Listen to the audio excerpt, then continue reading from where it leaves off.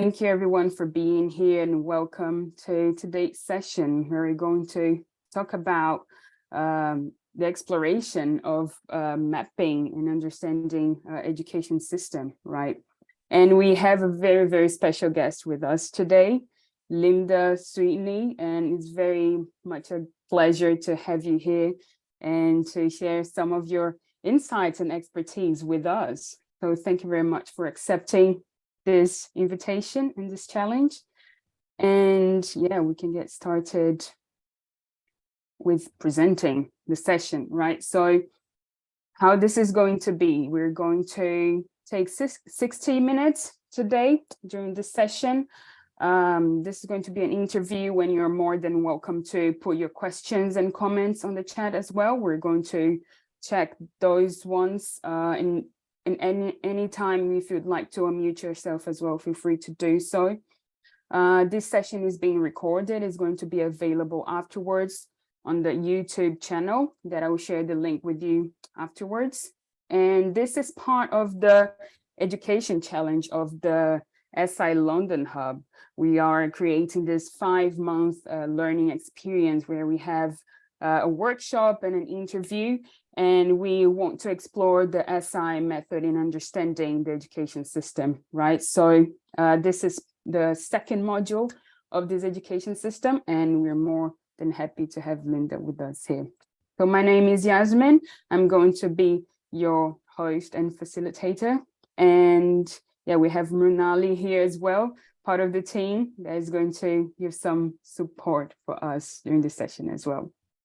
So without further ado, we have Linda with us, right? And a bit of the introduction of our guest. So Linda Booth Sweeney is a systems designer, coach, and learning collaborative facilitator focused on the ethical stewardship of healthy social, economic, and environmental systems.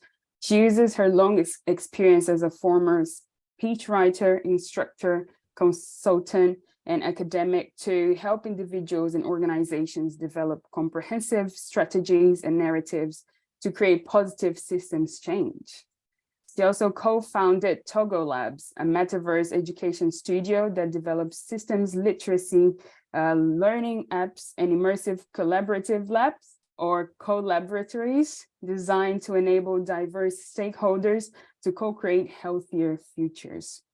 So Linda's work and research has been a very influential one, and we are more than excited to have her with us today to share a bit of this diverse and extensive knowledge she brings with her. So thank you very much, Linda, for being here. It's really a pleasure to be here with you. Great. So a bit of the structure of the session today. We had a bit of an introduction now, and we're going to have 3 main sections of today's event, right? So the first section, we're going to focus more on the importance of asking questions to understand the system, right? The second section is going to be more about systems mapping as a tool to really understand a system. And the third part is going to be what happens when you work with the system, right? What are the benefits of working with the system? So I would like to start the first section here, talking about the system in general, right? So what is the importance of asking questions before you actually jump in to do any type of interference in the system or trying to actually go to the action part, right? We understand that inquiry is always a very important step when you're trying to understand the system. So I think we can start with that, the importance of understanding systems through questions. And we can start with that. Sure. I think maybe you could zoom in on the simple, complicated, complex one a little bit. Yeah, yes. No, it's great. And I think fundamentally, if you're, I'm assuming you're, maybe you could just put this in the chat, but you're all involved in some form of systems change. And I'd love to see what kind of, what's your association with systems thinking, systems change, and what ways are you trying to apply these ideas? Because that will help me to tailor my conversation with you a little better. But when what you said, Yasmin, about starting with good questions, I think fundamentally you have to decide, are we even dealing with a complex system? Are we dealing with something simple? Like, and this is not my particular distinction. This was, I'll put the reference in the chat where it actually came from, but the images are my idea, I guess. But that, something as simple, that's like fixing the flat tire of a car or a broken arm even, it's the steps are knowable.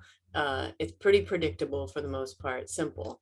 Complicated could be getting a rocket to the moon, could be building a car, could be, some, but complicated, yes, more complicated, more involved, but still there are steps that can be done, and ultimately you'll produce the outcome you're looking for. Complex, raising a child, the puts and takes in a citywide transportation system, even two bullies on a playground, and understanding how to intervene in that would be really more in the category of complex, because the outcomes are not knowable. It's different every time. So there's a lot of different features of complex. But I think fundamentally, to your question about, Yasmin, about questions, it's whoever you're working with, whether you're working with a school system, you're working with a corporation, individual coaching, let's get aligned. Like, what are we talking about? What is the issue or the change that you're seeking? And are we talking about something that's in the category of complex? If it is, the tools, the mindsets, the narratives, the strategies actually need to shift to match that complexity, because the language we use, the problem solving approaches we use, honestly, are often more heavily weighed towards the simple or the complicated. So we rely on something like analysis or reductionist or breaking a problem down into its parts, which that is often happens.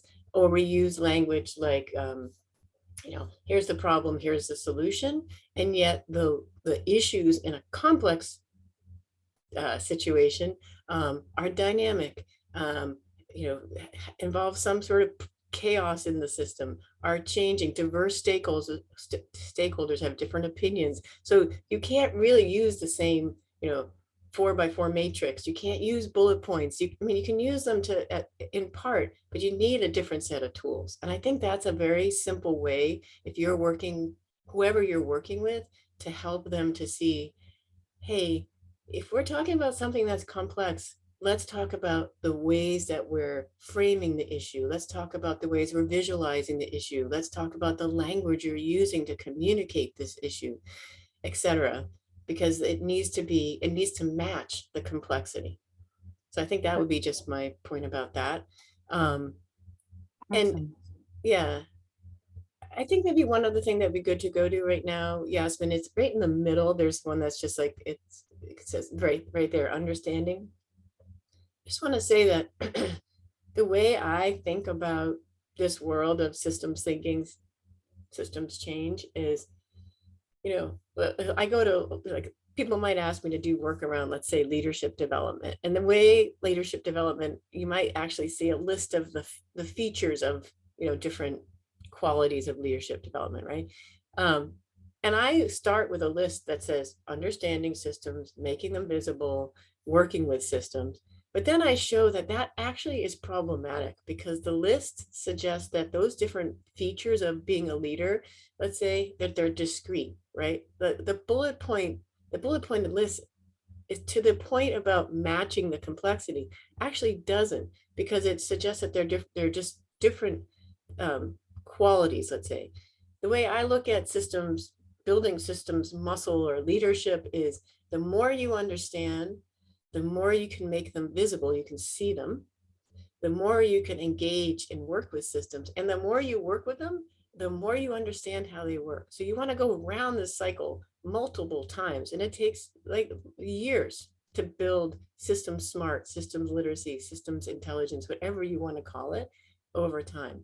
But if you're in the part, again, I don't know what all your different interests are, but if you're in the role of helping people become more aware about the systemic nature of the issues, you have to help them to stretch their view of time to say, we're going to go through this. This is my version. You don't have to use this version, but we're going to go through this multiple times. We're going to learn about systems. We're going to start to make them visible. There's a whole host of ways to do that, from the back of a napkin to post-it notes on a whiteboard to all the way to really complex simulations, computer simulations. Now we can even do things in the metaverse that leverage the technology to do that.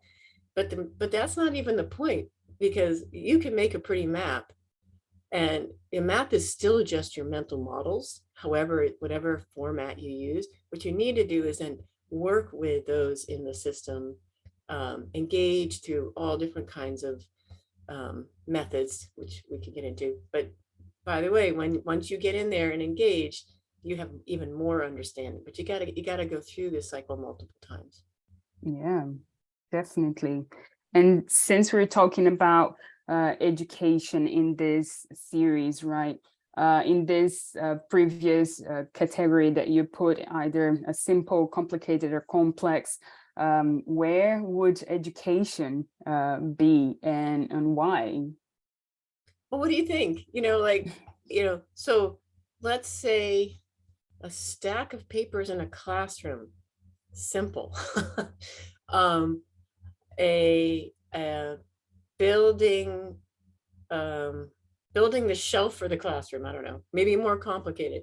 The classroom itself, complex. The classroom nested within, a school system, nested within a district, nested. Those are more complex, right? Because there's multiple parts that are interacting. There's diverse stakeholders with often very diverse, different points of view,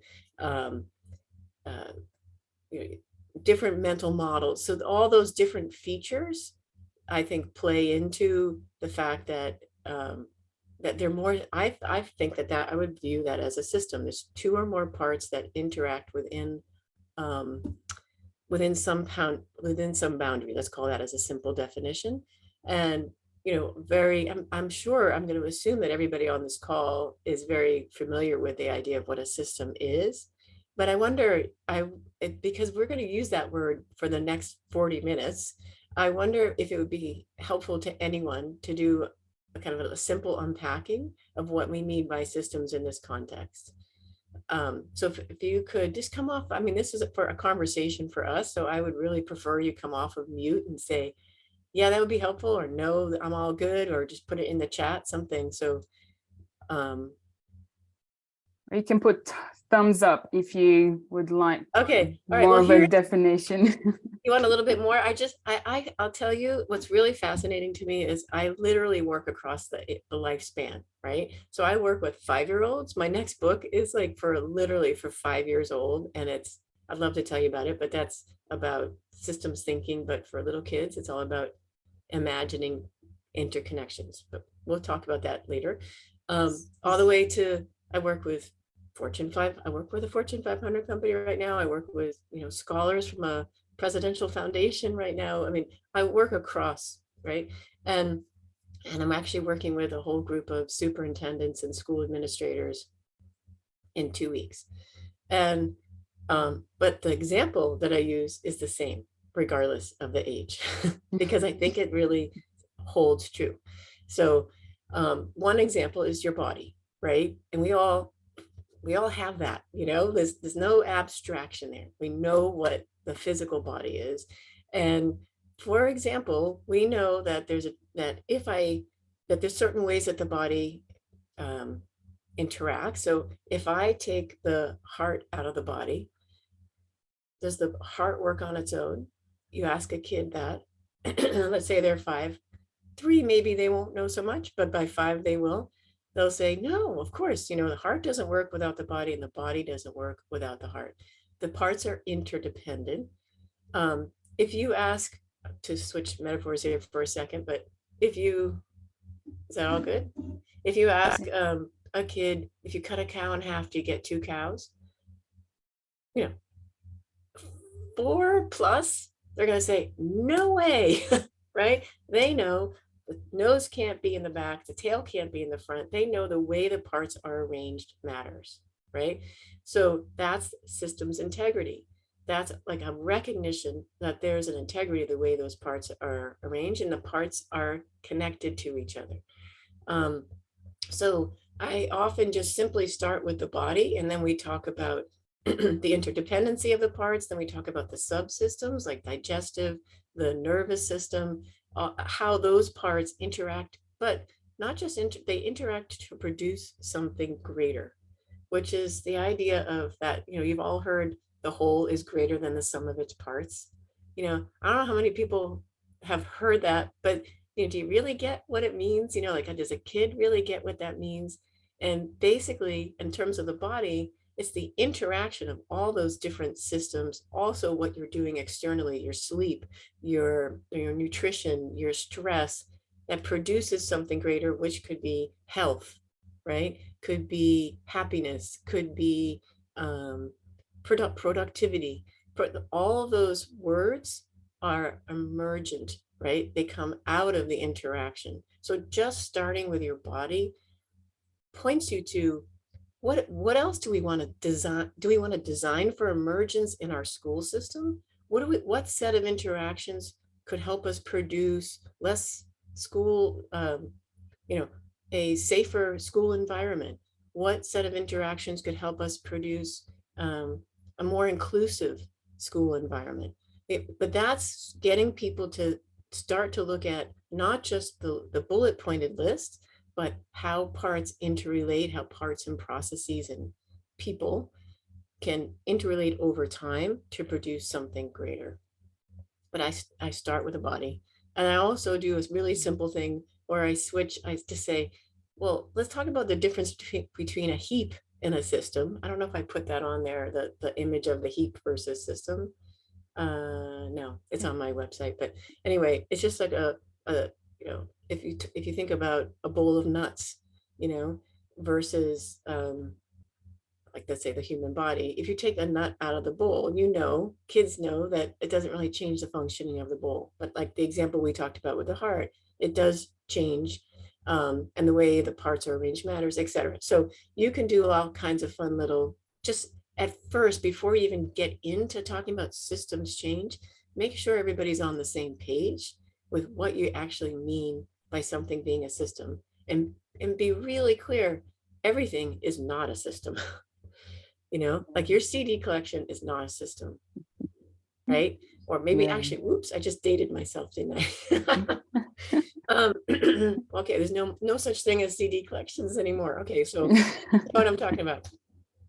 But help people to see that they're not crazy. Yes, there are some things that aren't systems, but we live in a world of systems. But for a host of reasons, particularly a heavy emphasis on being, problem solving that breaks pieces down into parts, and the fact, guess what? We can't see systems. You don't see a system walking around, right?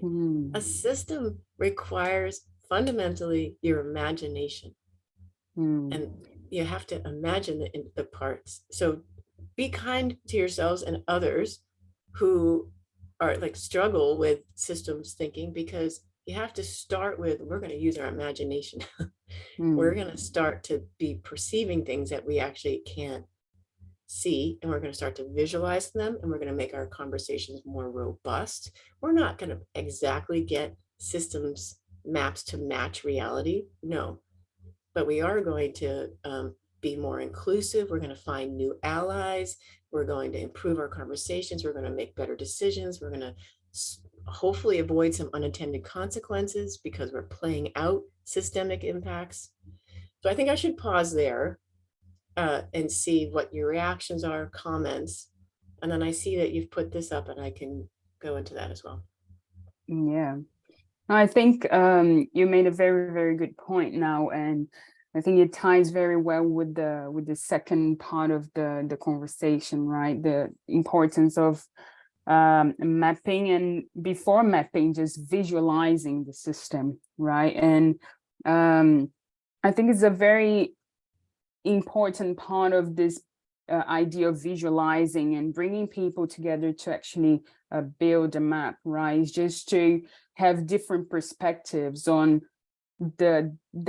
what we can say the reality of what is going on, right? And I think my question, maybe just pointing more towards the second part here, the importance of bringing people together to create something like that, right? Something like a map.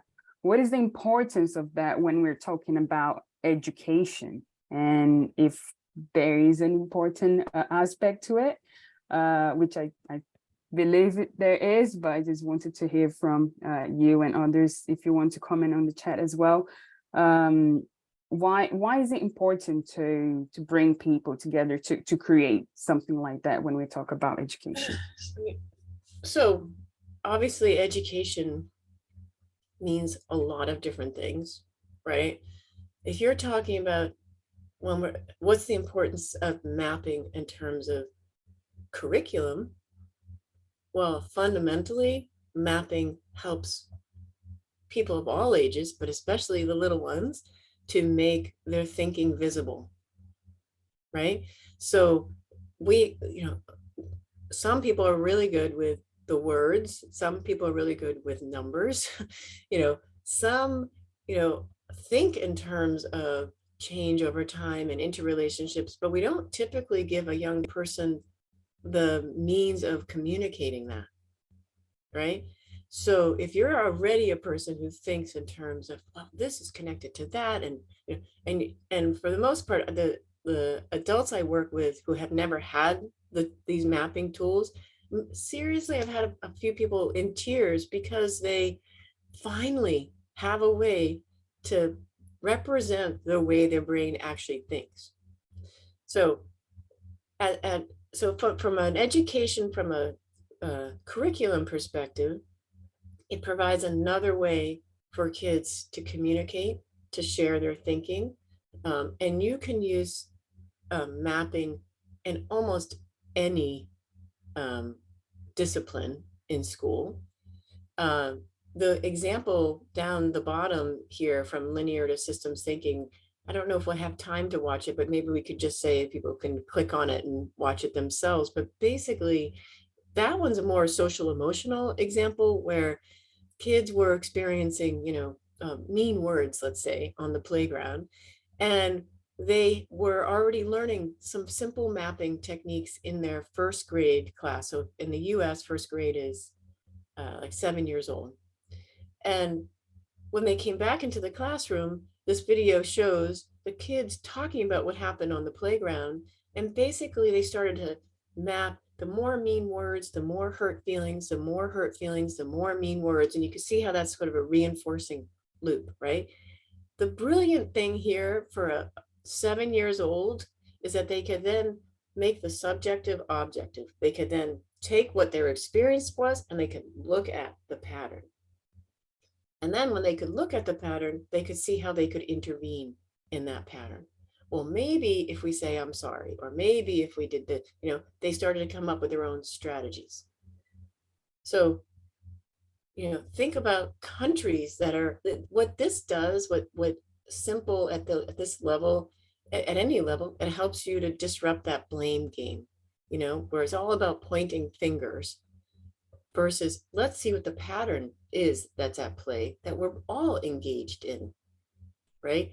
That blame game happens, as you all know, at very sophisticated levels in communities, in large school systems. We all need to find ways to disrupt the blame game. The one that blames people's characters for the behaviors. It could end up being their socioeconomic background, a whole host of ways that we point fingers. And when you get really good, extend what these kids did at 7 and extend it to a community trying to address, inequities in, youth in their community, and you still have the same shift that you want to see happen for the community, right? So I'm getting off on your question a little bit, but from a curriculum perspective, the visualization of causality can be played out across many disciplines, especially history, English, I mean, literature, that kind of thing. Science. From a school change perspective, let's think about it. Again, in order to talk about school change, who's involved? School administration, teachers, parents, maybe local businesses, maybe government, maybe, who else are the think tanks? Who else are the major players in a major transformation in schools? That requires an invitation, I think, into seeing the system. How can you change the system if you can't see it? Right? So that therefore the mapping becomes a really useful tool. Basically, we all know the story of the blind men and the elephant. Have you heard of that? I think I actually have it on there, Yasmin. It might be on the third part, but if you could just show that real quick, if you don't know it. Yeah, we'll afterwards put the video as well, that it's Sure. we can do that. But yeah, So we'll share it. the reason why I bring up the blind man and the elephant is if you think about, again, we're at this level of systems change for education, right? If you think about the blind man and the elephant story, it's a Sufi tale. There's many actually sources of it. This has a little bit of a joke in it, this version, but a group of blind men come down a road and they had heard about this phenomenon called an elephant, and they want to find out what it is. They want to experience it. So they actually come upon an elephant, and one man says, an elephant, it's got the trunk, says an elephant's like a snake. And another one says, no, it's like a brush. He's on the back. Another one's at the legs, says, no, an elephant's like a tree trunk. And the one at the tail's arguing, no, it's like a rope. This soft and mushy thing is as a joke. So just, but anyway, the bottom line is what's going on is that they're all arguing from their own perspective about what this common thing is, right? And that's what we do. Let's say we're talking about the education system. We're arguing from a business perspective. I'm not getting the employees I need. I need you to be teaching this. We're arguing from those who set the standards. No, this is the level of, this, what should be taught in school. We're arguing from the teachers who are experiencing something very different. But if we're all arguing in our own silos, we can't, in the case of systems, in the case of educational change, what's our common goal? Our common goal is the child, right? And how do we bring all these different perspectives together around, co-creating healthier, more productive, more, whatever type of change that you're looking for? Well, that to be able to see the other part, for the parts to see themselves as connected, mapping can be really helpful. It basically helps the system to see itself. And all of a sudden you find that you have new allies. You have other people who care about those same goals. And then you can actually hear each other, hear legitimate different perspectives, but you're all focused on a common map that you've agreed on. This is the kind of key dynamics that are going on and that we want to shift. Yeah, and Eduardo mentioned here in the chat, our current paradigm is used to understanding things broken down to their sum parts instead of a holistic approach, right? Divided learning subjects in school were specialized doctors in a specific organ, and then that's what you're talking about, right? Different perspectives just talking in their own space and not actually communicating and talking to each other to actually create this common ground where more people can share and can be part of the conversation as well, right? Yeah, and I think, yep. Yep. I think Eduardo was right on there. Yep. Yeah. Yeah, Eduardo, again, systems thinkers are almost like therapists. I don't think that's that far off. A systems thinker, I think, really has to have the ability to follow there's I want to call it like the third way. I don't know what, but there's the, you know, there's the movers, there's the opposers, and then there's the systems who say, I'm going to draw my circle around all of you. I'm going to be able to, I'm holding it all. And, Mhm. you know, David Cantor he died recently, but he talked about 4 different, roles in well-functioning teams. And one of the roles he talked about was the bystander. And that if systems is almost in a way that bystander role, but I don't like the bystander action, the language, because it sounds a little more passive than I think a systems, the person who holds the systems view actually is. The reason why I named my organization Toggle Labs is because it's about toggling between the details and the balcony, and going and having that ability to go back and forth, and getting other people that you're working with to buy into the fact that we need that toggle role in order to function better. Yeah, it's very true. So I think we can take a look at the video right now quickly. Sure. And then, yeah, we'll just stop sharing just to be able to share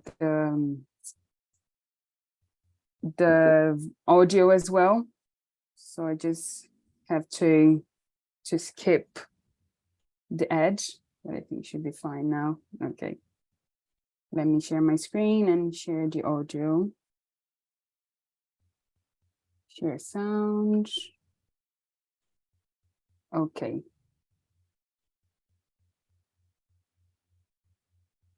Can you all see that? Yeah. This was from the Waters Center for Systems Thinking. That was some of their great work in schools. Mm-hmm. Oh, sorry, it's muted here.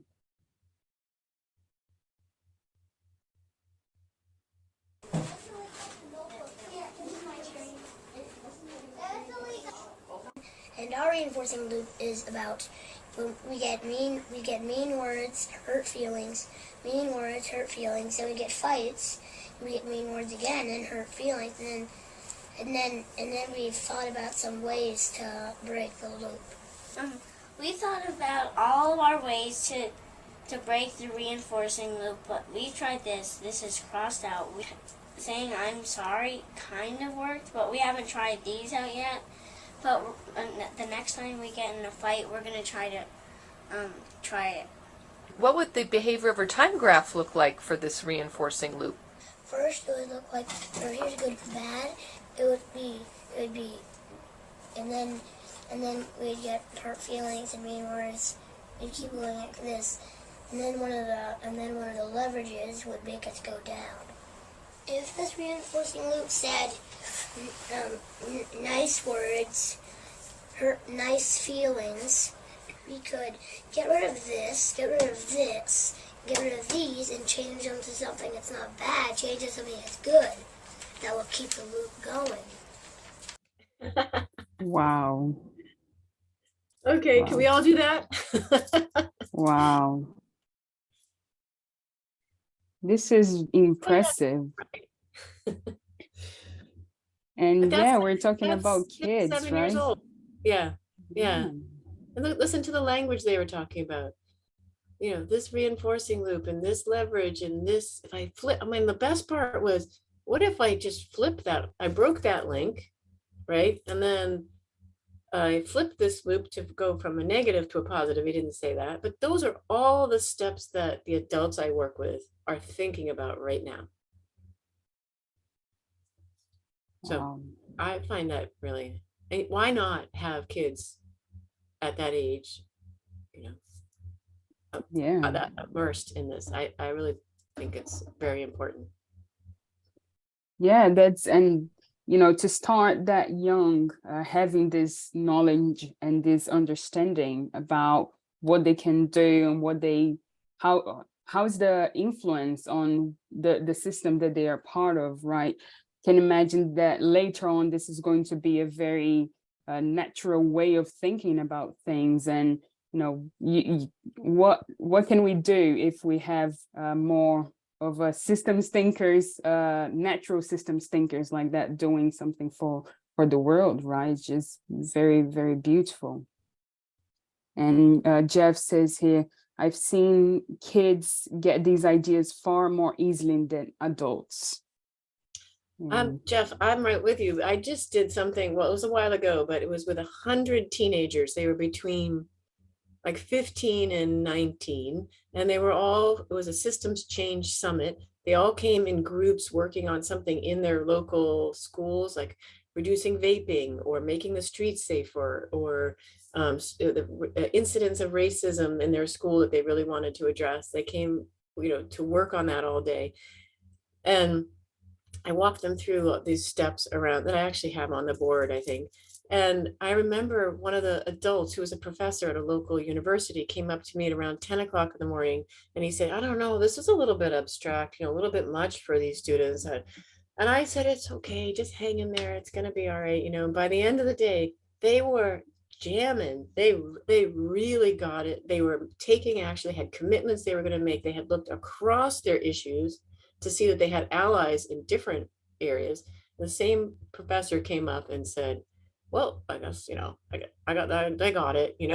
It was the adult who had too much, sort of chatter going on, and aren't as, I think adults get more specialized. As a younger person, you're not as specialized. So you're open to finding different connections, right? You don't see the barriers in the same way. Yeah, as he says as well, decades of linear indoctrination. Yeah, and so this, just so you can see in that, where it says engaging systems in 5 moves, that was essentially the process that we walked through over the course of a day. That I asked, and I think you can use this in school systems change. It could be, a group of teachers interested in, they really want to change something about, I don't know, like how we develop curriculum, or or our interactions with parents. I don't know what the particular issues are, but I always start with, what is the change that you want to see over what period of time? You got to get that period of time, because the change you want to see could be a 50-year change, or are we talking about something that's a 6-month change? Like, what, you have to put a time frame on it, and then what are the trends that you're already seeing? So I don't know if you remember in that first grade example, the interviewer said, what's your behavior over time graph? That's essentially, what are the changes that you're seeing over time?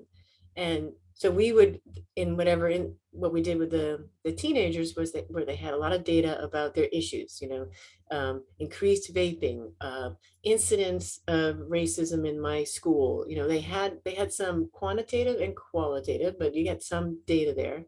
Then you start to list, what are the factors that are influencing those trends and the change. Then you go and you ask the big systems question, number 4, which is, what set of interactions are driving the behaviors that we're seeing, or could drive the change that we want to see? And as soon as you ask the what set of interactions question, then you're starting to take those factors and look at how they interrelate to produce the results that you're seeing.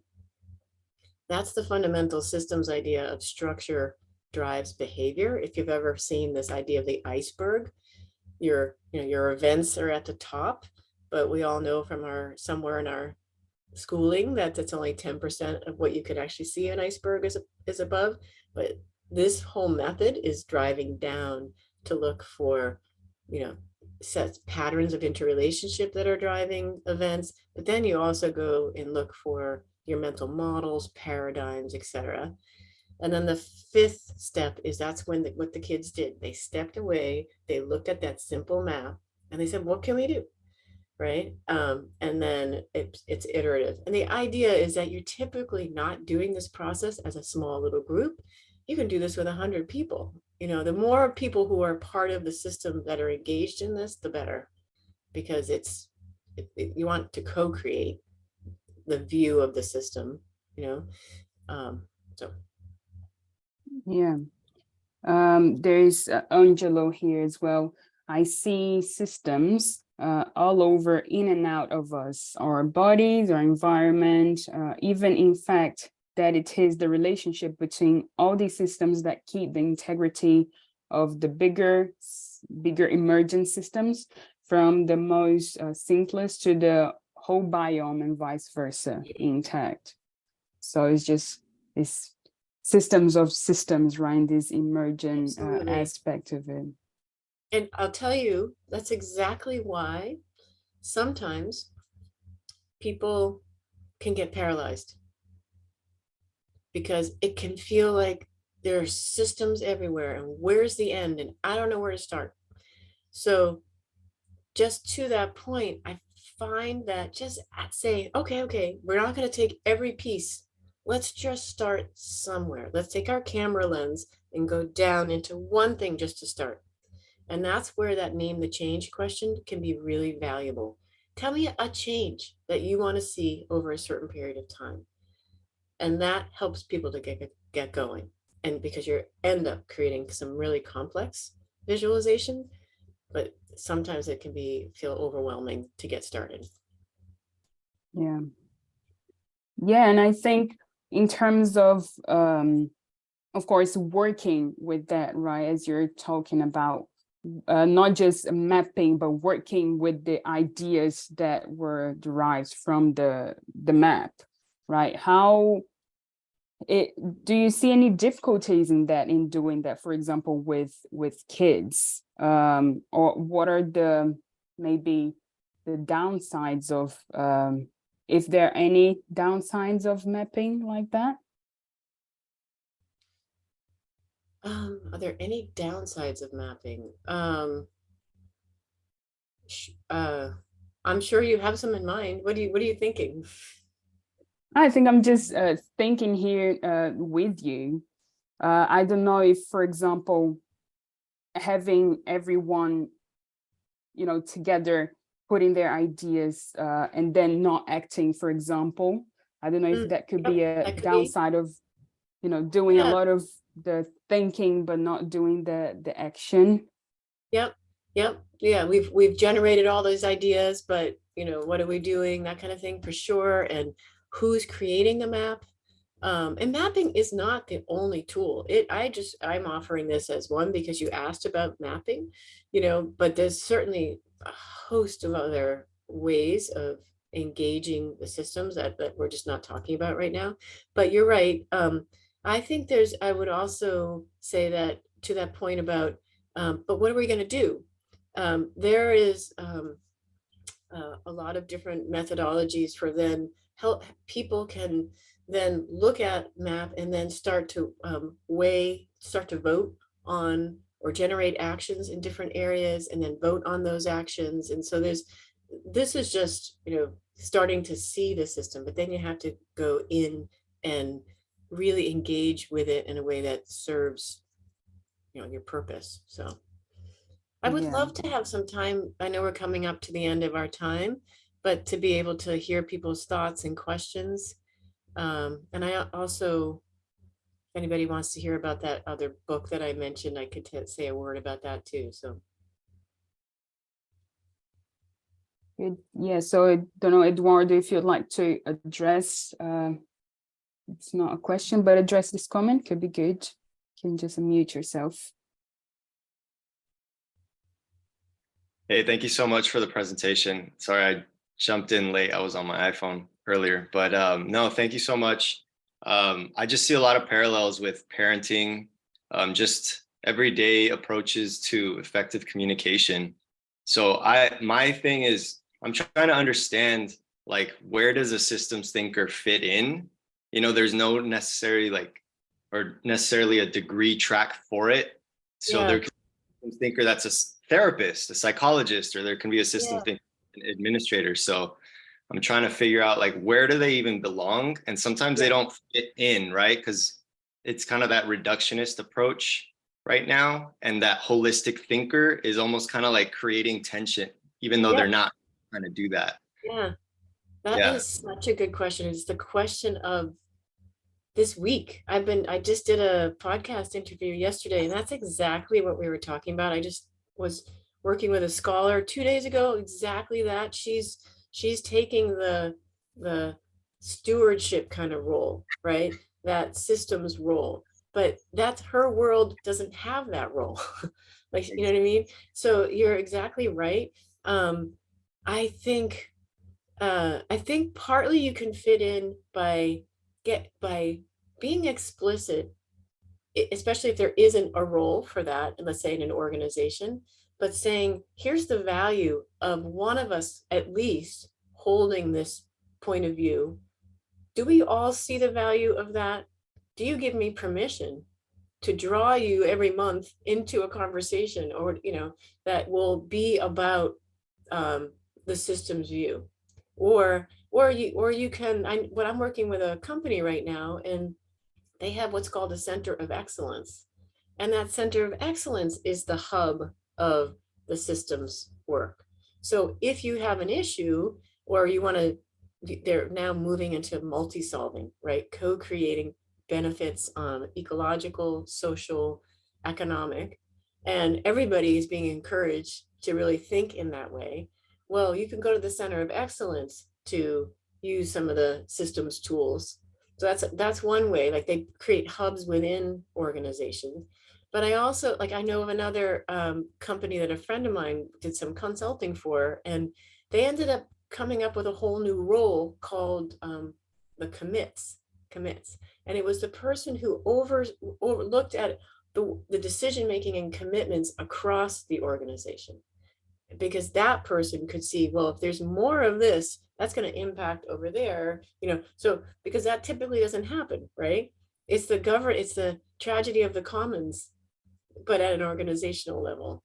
And who's watching the whole, right? So I think part of our challenge is to articulate the benefit of watching the whole, of articulate the benefit of a systems view, and start to educate people. Even if you're not going to give me a specific systems thinking role, where is this in our organization? And if it's not, let's find a clever way to integrate it. It could be in our weekly staff meetings. I'll take it on. It could, you know what I mean? Like, there's lots of ways we can do it. I just think we haven't pushed. We're not going to get the systems thinking role for the most part, right? I shouldn't say that, because who knows what's going to happen. But I'll just tell you from my perspective, what I'm working on now, the demand is so high. But is our educational system? This is a real authentic question. I don't know. Is our educational system feeding that demand? Right? Where do the systems thinkers come from? Post-pandemic systems thinking is urgently needed. And right, I think, but where it's coming from different pockets, so right back to the Systems Innovation Network, and Yasmin and all of her colleagues are doing the work, I think, to cultivate and engage people, and that's really great.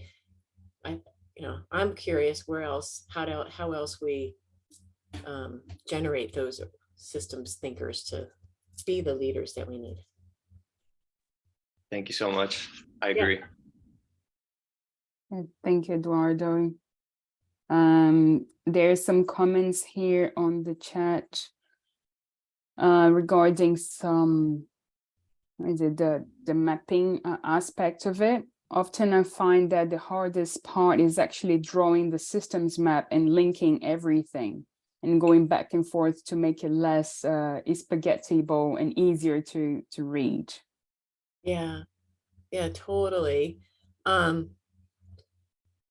So I think when it comes to systems maps, there can be a tyranny to them. That it can be a tyranny. There can be a sense of almost nausea, because it's like so overwhelming and so complex. And if we don't think about meaning making, if we don't think about what's even the purpose of something like that, then it's like, look what I created. But people can't engage with it to make change, to see insight. And so I think to the point about linking everything, I think maybe the simple thing to do is start with something that is almost that you might consider a pain point. Start with something that's chronic or or maybe something that's really backfiring, and just get that simple thing down.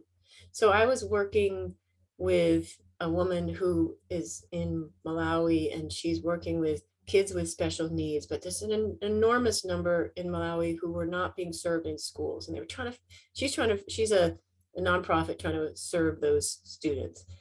And it was overwhelming. Like, where does she start? She was providing services, but she knew she wanted to do something different. When I said, let's just start with something really tiny. And she really realized that there was this vicious loop going on, which had to do with parents' perception that kids were not going to be served in school, that they weren't actually, the special needs kids were not able to get any benefit. So they didn't send the kids to school. So guess what? When they went to school, their performance was down. Everybody, the teacher said, see, these kids shouldn't be here. The parents said they shouldn't be here. They didn't send the kids to school. Can you see the kind of like vicious cycle that's going on? As soon as she named that one loop, but there was a combination going on. It was the parents, the teachers, the students in community. There was a community perception in there. This dynamic around a young person with special needs thriving. They weren't. Then she could start to, and then she built out more, but that invited in parent groups and teachers and government, and she could start to build off of there. So I guess I'm trying to say that the comprehensiveness of a systems map isn't as important to start as engaging people and seeing how the interrelationships that are happening in a dynamic that they can understand. Then from there, let's build it out together. But don't give them the spaghetti map. Start with something smaller first. Yes. Great. Yeah, since we have 5 minutes now, we can start wrapping up the session. So if you have any other questions, I will put the link here to the Miro board that you can be in contact with Linda afterwards. Okay, I will share that again if you want to, just explore some of her amazing works. Her books are very, very impressive. So yeah, and I would love to say just a word about that new one, if we could. Yes. Want to just show the picture of it? I can show you real quick. To those who care about the little ones, this one's for the first systems thinkers. The book is called Apart Together, and it comes out this fall. Do I have a picture? Oh yeah, it's right there. And it really is a call to imagining interconnections. How blue alone is blue and yellow is yellow, but together they make green. And soil and sun and sand and water and seed apart, together make a bean. So you can but it's all about imagining connections, which is, if you're 5 or you're 55, if you're doing systems thinking, you're trying to you have to imagine the connections. So this is just an invitation to a connection party.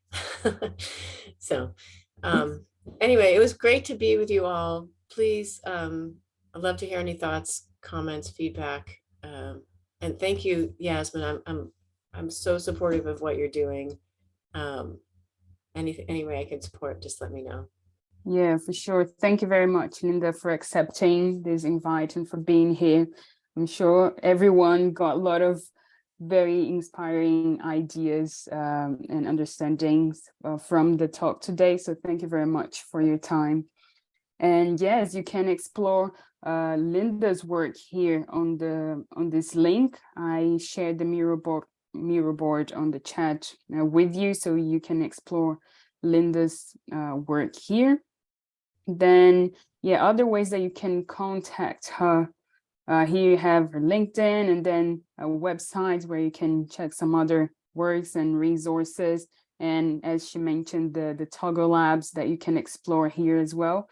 You have the links just by clicking here on the top right of each one of these images. Okay.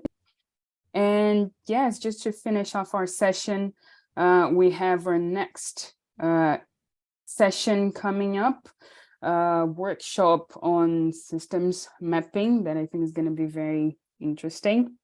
So you can check here the link on the top right as well. This is going to be on the 26th of April. And if you are in London, there's an opportunity for you to join in person as well. So it will be very good if you can do that. So yeah, all the information are here on this link. And here, ways that you can connect with the London Hub. So you have the website, the LinkedIn page, the YouTube channel where this recording is going to be available, and the Twitter as well. So from tomorrow or maximum the beginning of next week, it's going to be available on YouTube. Okay. And just to finish off our session, just a quick feedback moment. If you got a good understanding of the concepts today, you can just grab one of these sticky notes here and just drag in this line. Yes or no.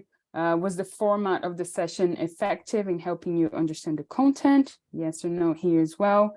And any ideas for how we can improve in other sessions or future sessions, and yeah, maybe other formats that you'd like to explore as well. So yes, thank you very much, everyone, for being here. Thank you again, Linda, for your time availability and your knowledge sharing. It was very, very great to have you here.